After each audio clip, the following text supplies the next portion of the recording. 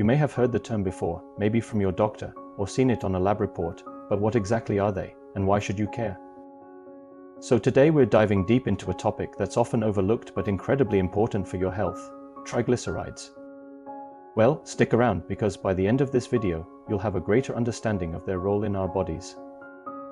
Hi everyone, and welcome back to the Jaxom Talks channel. So let's start with the basics. What are triglycerides? Think of them as the most common type of fat in your body.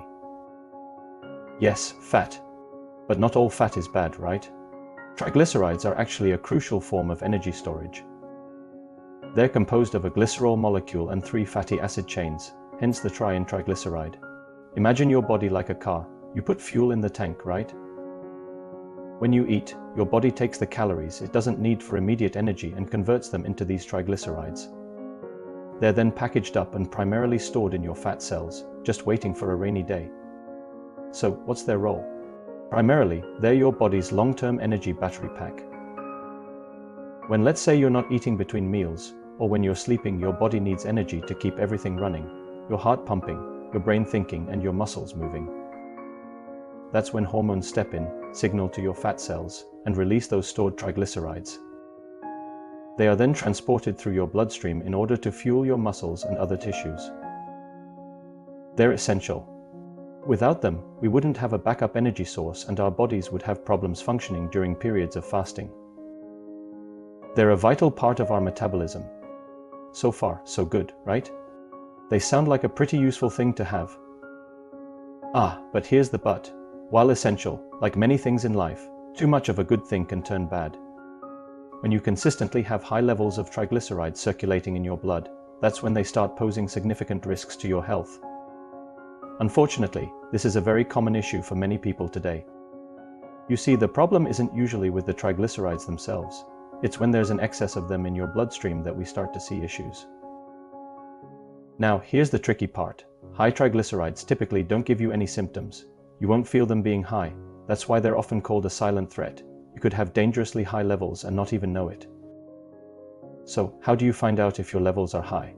You get your primary health professional to undertake a simple blood test called a lipid panel. This test measures not only your triglycerides but also your total cholesterol. Check out my previous video on cholesterol for more information. Your doctor will usually recommend this as part of your routine checkup, especially if you have other risk factors for heart disease. What are the numbers we're looking at? Normal, less than 150 milligrams per deciliter. Borderline high, 150 to 199 milligrams per deciliter.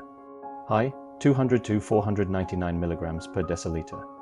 Very high, 500 milligrams per deciliter or higher. To be clear, these are set by pharmaceutical companies, and a healthy lifestyle is the key driver to a healthy life. It's important to remember that for an accurate reading, you usually need to fast for 9 to 12 hours before the blood test. Always follow your doctor's instructions. Let's get to the crucial part. What are the major risks associated with high triglycerides? Risk 1. Heart disease. This is the big one. High triglycerides are a significant risk factor for cardiovascular disease. They contribute to the hardening and narrowing of your arteries, a process called atherosclerosis. When these plaques build up, they restrict blood flow to your heart and brain. This can lead to serious problems such as coronary artery disease, where the blood vessels that supply the heart become narrowed. Heart attack, if blood flow to a part of the heart is completely blocked. Stroke, if blood flow to a part of the brain is interrupted.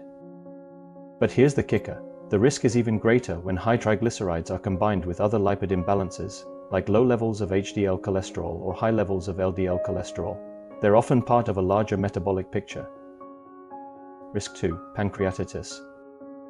While less common than heart disease risk, extremely high triglyceride levels, usually 500 milligrams per deciliter or higher, can lead to a very serious and painful condition called acute pancreatitis. This is an inflammation of the pancreas, the organ responsible for producing digestive enzymes and hormones like insulin. Pancreatitis can cause severe abdominal pain, nausea, vomiting, and can be life-threatening. So, keeping those super high levels in check is critical. So, if they're so risky, what causes these levels to climb? It's often a combination of factors, usually centered around lifestyle. Diet. This is a big one. Regularly eating more calories than you burn, especially from sugary foods, refined carbohydrates, and unhealthy trans fats. Your body converts that excess into triglycerides. Weight. Being overweight or obese is strongly linked to high triglyceride levels. Excess body fat, particularly around the belly, can affect how your body processes fats. Lack of physical activity. A sedentary lifestyle means you're not burning off those stored energy reserves.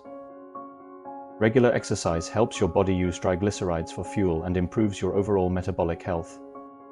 Alcohol consumption. Alcohol is a major culprit. Even moderate amounts can significantly increase triglyceride levels in some people, as your liver processes alcohol and can at times produce more triglycerides as a byproduct. Medical conditions. Certain underlying health issues can contribute. Poorly controlled type 2 diabetes. High blood sugar levels often go hand in hand with high triglycerides. Kidney disease can impair the body's ability to clear triglycerides. Liver disease can affect fat metabolism. Thyroid issues. Hypothyroidism. An underactive thyroid can slow down metabolism. Genetic disorders. Some people inherit a tendency for high triglycerides. Medications. Some medications can also raise triglyceride levels, including certain diuretics, beta blockers, estrogen hormones, and steroids. If you're concerned about your medication, always talk to your doctor. The good news is that for most people, high triglycerides are very responsive to lifestyle changes. You have a lot of power to improve your numbers. Focus on your diet. This is probably the most impactful change you can make. Reduce sugar and refined carbs. This is huge. Cut down on sodas, fruit juices, candy, pastries, white bread, white rice, and sugary cereals. Swap them for whole grains, fruits, and vegetables.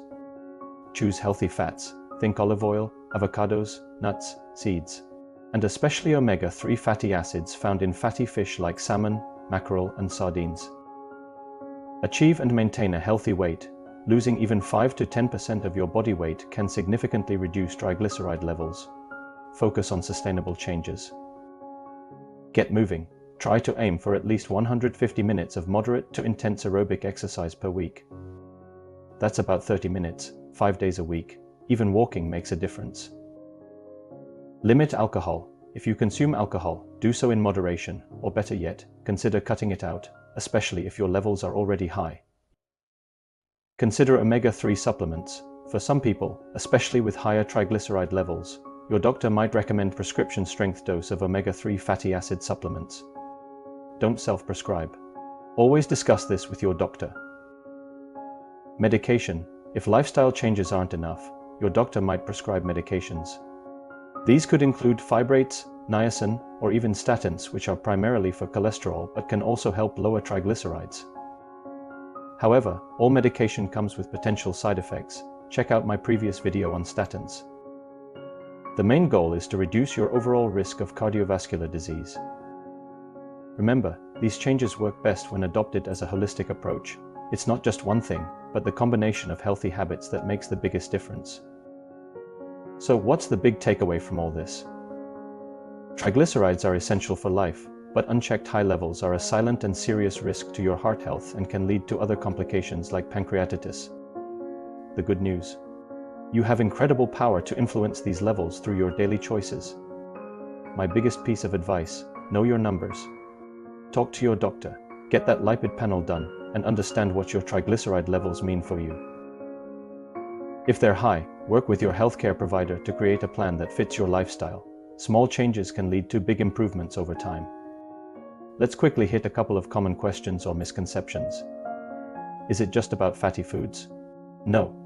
Sugars and refined carbs are often bigger culprits than dietary fats for many people when it comes to raising triglycerides. Does HDL or LDL affect triglycerides? They are all related. Often, when triglycerides are high, HDL tends to be low, and LDL can sometimes appear as smaller, denser particles which are more harmful. They're all part of the same metabolic picture. That's it for today's dip into triglycerides.